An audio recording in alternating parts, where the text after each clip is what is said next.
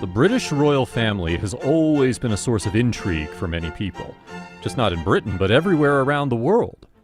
If you've always wondered about the little details, such as what the Queen likes for breakfast, to the bigger things like what the royals actually do, keep on watching.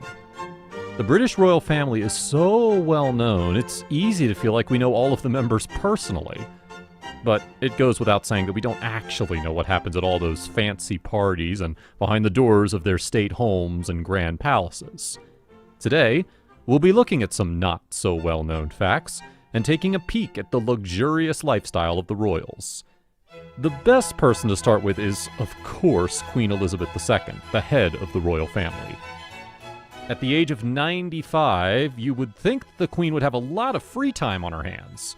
In reality, she has a packed schedule full of meetings and activities known as royal engagements.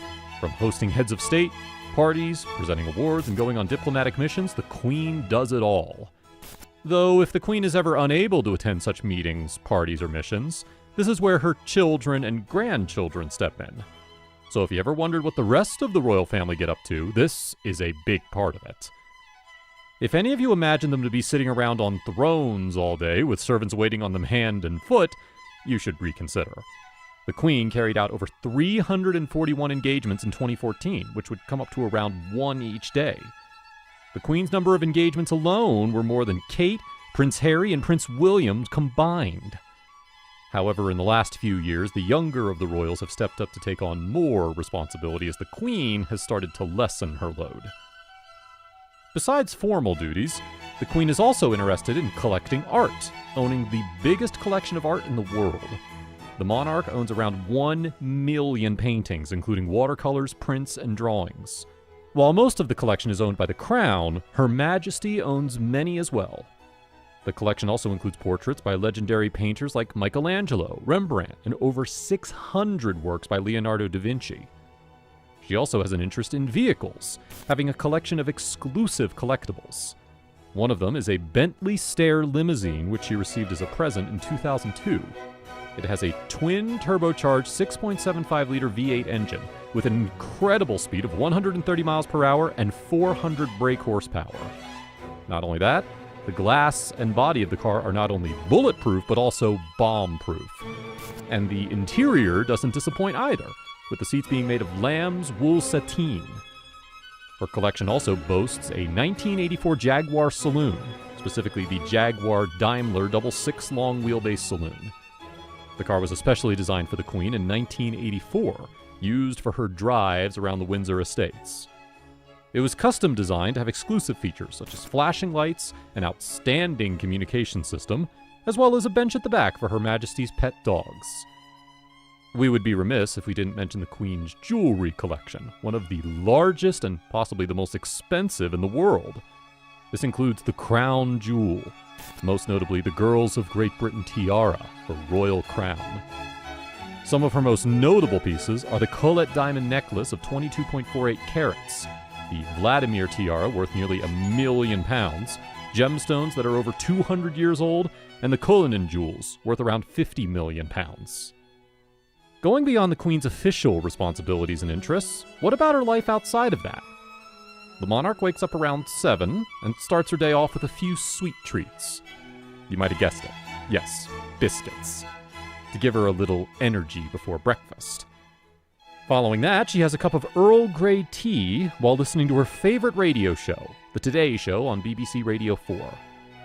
She then goes on to take a bath prepared by her maid, which has to be the exact right temperature, checked by a wooden case thermometer. And the tub can have no more and no less than 7 inches of water. She then moves on to getting dressed, while one of her 3 stylists sets out her first outfit of the day. Her dressing room is adorned with floor-to-ceiling mirrors, and the Queen could change up to 5 times a day. For breakfast, with a generous spread of yogurt, cereal, and maple syrup, the Queen's favorite is marmalade on toast. You might have heard about the Queen's affection for her pets, but did you know those corgis actually get to have in on her favorite sweet toast? Speaking of corgis, most of you may not know that the Queen just got a new royal corgi named Charles. Not only that, but she paid a whopping £2,650 for it from a popular pet website called Pets for Homes. The dog is reported to be only 12 weeks old and was purchased by someone working for the royal household.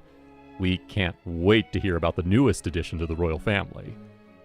Moving on from her meal, she then goes on to peruse the newspaper, her favorites being the Daily Telegraph and the Racing Post. The rest of her day doesn't disappoint either, being packed with a busy schedule.